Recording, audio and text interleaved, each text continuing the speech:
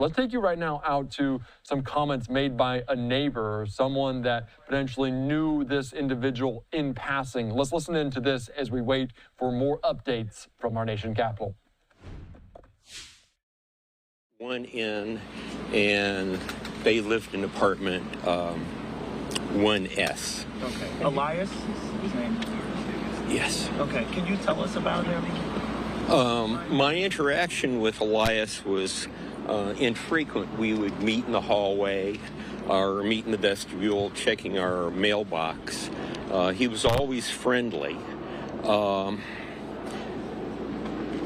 the outside of his door, there's a Hello Kitty sign.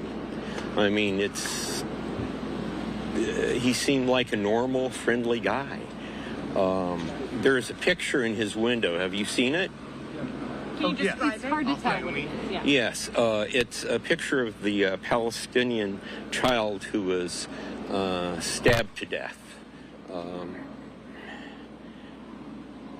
And that gave me the impression that they were very, very sensitive people, especially about the issue of Palestine. When you say they, did he live there with someone else, or? Yes, there's a woman who lived there. I don't know the relationship. Had you ever heard him mention Palestine or Israel before? No, in fact, I regret that. I wish that I had an opportunity to talk with him, because if I had, I would have talked him out of it. How long did he? Were you surprised to hear what happened yesterday? Yes, I really was, because as you can see, I'm an old man. And I learned during the Vietnam War, you don't stop war with guns and bombs. You stop wars by going to your neighbors, talking to your neighbors. And there's something more powerful than a bullet, something more powerful than a bomb. And it's called a vote. And that is how you end war. Do you know how long he's lived here and how long? A couple of years. And how long have you lived here? Oh, gee, let me think now. Since 20. I'm sure today's been overwhelming. Have police talked to you? Did you see police or teams inside as you were going to your apartment? Yes, but there wasn't much I could tell them. And what did you see when you were walking in? Did you see them taking stuff out, evidence teams? The door to their apartment was open maybe 4 inches, and that's all I know. When was the last time you saw him? Oh gosh, weeks ago. Can you talk about the moment when you learned what happened and you learned that this person who was arrested for this lived next door to you? I heard about the shooting, and on my way back from surgery, the person who gave me a ride suggested that the person who was suspected of the shooting might live on my block. And then she showed me a picture of the green door. And I said, yes, that's my building. How are you feeling now, John? Just after, with all this attention and what's going on in the apartment next door, how are you feeling at this moment? Sad and disappointed.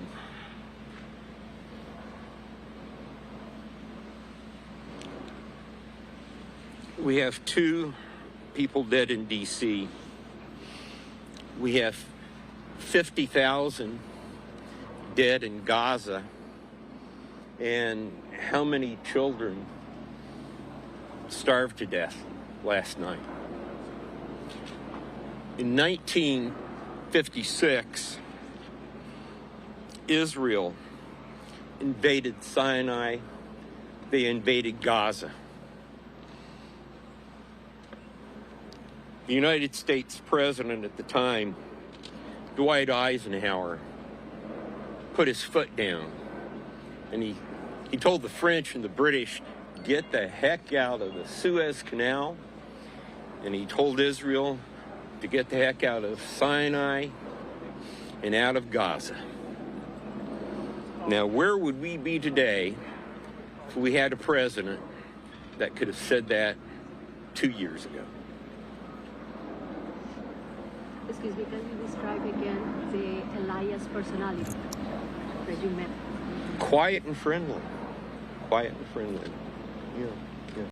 What's your age, if you don't mind us asking? 71. Yeah, yeah. I'm the guy with all the signs in the window. What do you hope happens next? Ceasefire. No more deaths.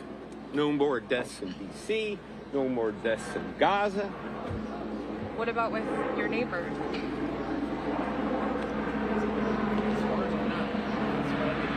I don't know. I don't know. If you could say something to him right now, what would you want to communicate to him? What would you have said if you, like you said earlier, could have talked to him? Oh, I would have repeated what I've already said. Guns and bombs are not going to end this genocide. John, can you tell us whose apartment is that right there with the Elias Rodriguez signs? Mine. Okay. Pretty good? Thank you so much. Thank you so much.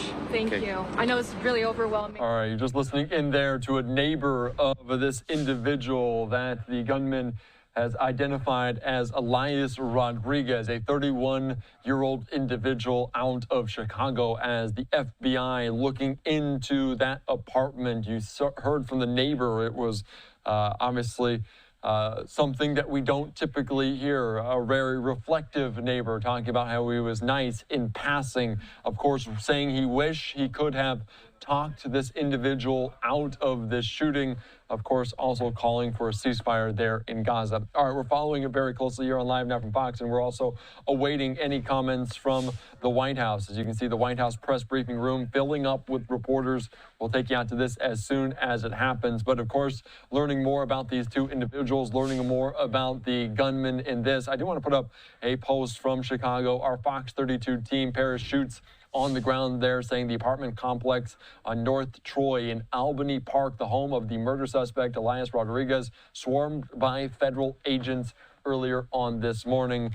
I also want to put up a post from the governor of Illinois, J.B. Pritzker, saying he's horrified to hear of the shooting at the Capitol Jewish Museum in D.C.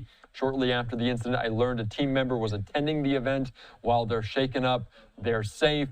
MK and I are praying for the victims and their families and all those affected. Of course, this was an event in Washington, D.C. on a Wednesday night that